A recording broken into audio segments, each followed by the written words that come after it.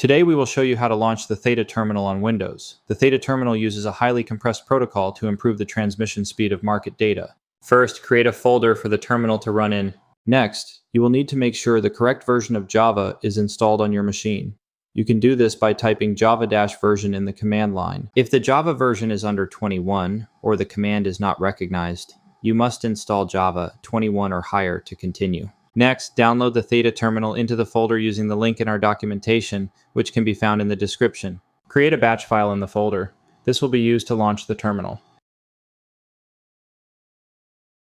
Edit the batch file. The first line should be java-jar theta terminal v3.jar, followed by a pause on the second line, then save the batch file.